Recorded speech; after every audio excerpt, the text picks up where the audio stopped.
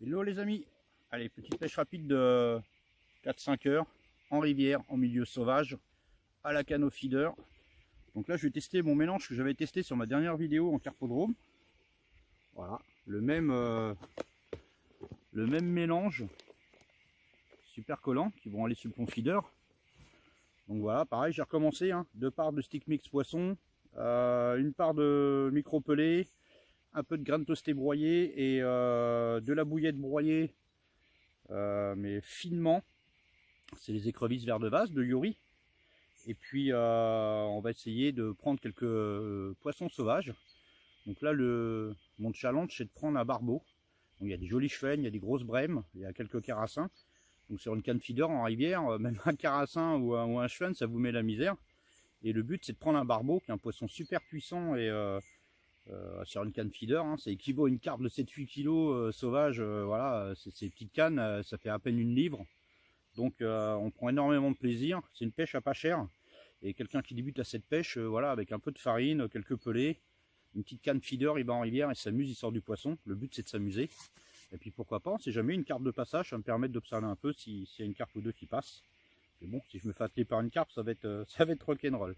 Allez, c'est parti pour cette petite pêche rapide en rivière aux méthodes feeder. Allez, petit carassin sauvage. Sur une canne feeder, ça bouge bien. Au bout de 5 minutes là, en rivière, c'est plaisant. Petit carassin. C'est tout petit, mais ça met ça à la gauche, là. Surtout sur une canne feeder. Allez, on va voir si on peut prendre un chevenne ou autre. Bon, après le carassin, un petit chevenne, toujours au feeder en rivière. Ah, ça fait des jolis petits combats sur une canne feeder. Ouais, pas sur une canne à carpe, mais c'est super amusant. Donc je suis en train de... C'est bien, à chaque fois je fais une espèce différente. Donc le but c'est d'attraper un barbeau. J'ai vu qu'il y avait une grosse brème ou deux qui se baladaient, des jolis plateaux. Donc on va essayer d'en attraper une. Mais ce qui serait plaisant, c'est de faire venir les barbeaux. Ça fait vraiment des jolis combats, c'est des vrais petits missiles. Allez, on va s'y atteler. Allez, enfin mon premier barbeau. Ah, c'est hyper nerveux. Il m'a fait un combat de malade. C'est vraiment musclé comme poisson. C'est tout fuselé, c'est une vraie torpille. Ça m'a emmené dans les branches. Donc, sur la canne feeder, c'était un vrai régal. Ah, c'est un poisson, j'adore, il est hyper combatif. Poisson sauvage de rivière. On va essayer d'en prendre un deuxième. C'est bien, à chaque fois je fais une espèce différente. Donc là il y a quelques barbeaux qui sont arrivés sur la zone. Je vais essayer de reprendre un deuxième avec la chance. Allez. Allez, deuxième barbeau.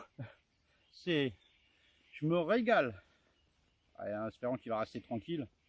C'est hyper nerveux, il est pas content. Ah, sur la canne feeder, franchement, je vous conseille vraiment d'essayer. Ça fait des combats de malade. C'est un vrai amusement, on prend vraiment un vrai plaisir. Bon, pourquoi pas un troisième. Donc ce que je fais, ce que j'ai emmené aussi avec ma méthode feeder, j'ai emmené un peu de graines toastées. Quand je suis arrivé, j'ai mis juste une pelle sur 1 mètre carré. Et puis après chaque touche que j'ai, je mets une demi-pelle, juste une demi-pelle, histoire de remettre un peu de graines et de retirer le blanc, les brèmes et tout ça. Et puis ça rentre dessus et je mets mon plomb méthode dessus. Pour l'instant, ça marche super bien. La graine toastée en rivière, c'est magique. Tout de suite, ça attire tous les poissons. Franchement, c'est un produit que j'adore, que je me passe plus. Je vous conseille, ceux qui ne connaissent pas, d'employer ce produit. Même à la grande canne, au spot et tout ça, c'est quelque chose qui est assez nutritif et intéressant. Allez, on va essayer de reprendre un poisson. Au niveau montage, bon, c'est pas tout à fait les montages feeder qu'on trouve pour les plans d'eau et tout ça. Je me suis adapté à la rivière, il faut quand même du solide. En cordonnier, j'ai quand même mis du 35 centièmes parce que j'ai des branches.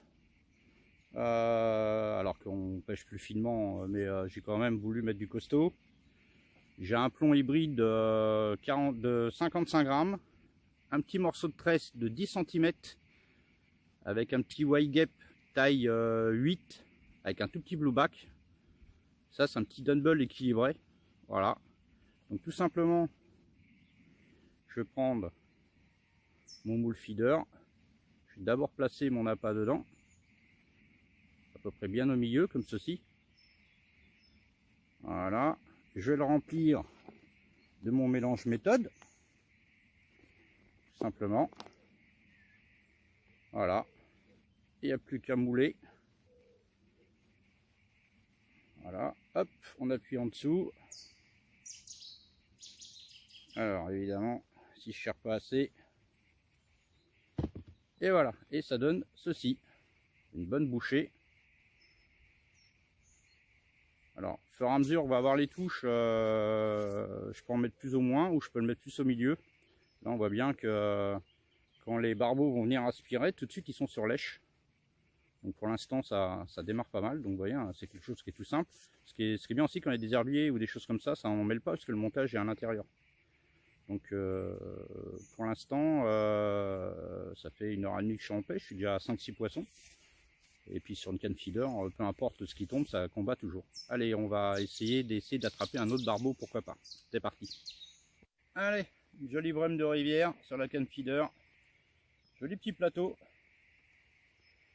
C'est hyper nerveux hein, par rapport à un plan d'eau. Je vous assurer qu'elle a bataillé quoi. Donc même sur quelqu'un qui débute sur des brèmes comme ça au feeder, il se fait plaisir. Hein. Ah, ça fait de la touche. C'est déjà un joli plateau. Allez, continue.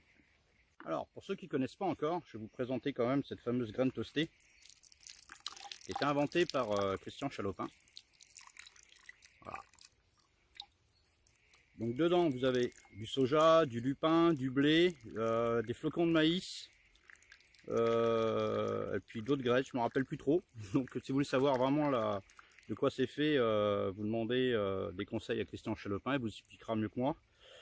L'avantage avec cette graine, c'est qu'elle est nutritive et surtout on gagne du temps, c'est-à-dire qu'il n'y a pas besoin de faire cuire. Il suffit de mettre de l'eau pendant 30 minutes, bien les recouvrir d'eau. En 30 minutes, c'est prêt. Donc c'est un gagne-temps incroyable, hein, il n'y a pas de cuisson. En plus, quand on arrive au bord de l'eau, moi j'en prépare 1 ou 2 kilos. Si j'en ai pas assez, eh ben, je retrempe en une demi-heure, c'est prêt. Donc ça évite le gâchis déjà. Et puis au niveau du transport, il n'y a pas le poids de l'eau. Moi je prends directement de l'eau de la rivière ou du lac. Donc c'est vraiment quelque chose de très intéressant. On peut le spoder au bateau amorceur. C'est un produit que je trouve génial, qui m'accompagne à peu près sur toutes mes pêches. Là dans mon méthode feeder, j'en ai même broyé, ce qui fait que quand j'ai mélangé avec l'eau de mouillage, ça a eu le temps de gonfler, c'est toutes petites particules, c'est hyper intéressant. Donc voilà, donc ceux qui ne connaissent pas, je vous conseille d'essayer. Et vous verrez par vous-même, c'est un produit qui est plus qu'intéressant. Souvent en rivière, je l'agrémente avec quelques noix tigrées. Et puis je mets un montage de noix tigrées, voilà, hein, ça fait le taf. C'est vraiment hyper intéressant. Allez, on va continuer cette petite pêche après cette explication sur la graine toastée que je voulais parler. Parce qu'il y en a encore qui connaissent pas trop et qui me demandent en privé. Donc demandez des conseils à Christian Chalopin, il vous fera un grand plaisir de vous expliquer ce qu'il y a dedans et comment s'en servir si vous voulez vraiment des conseils plus poussés. Allez, on y retourne.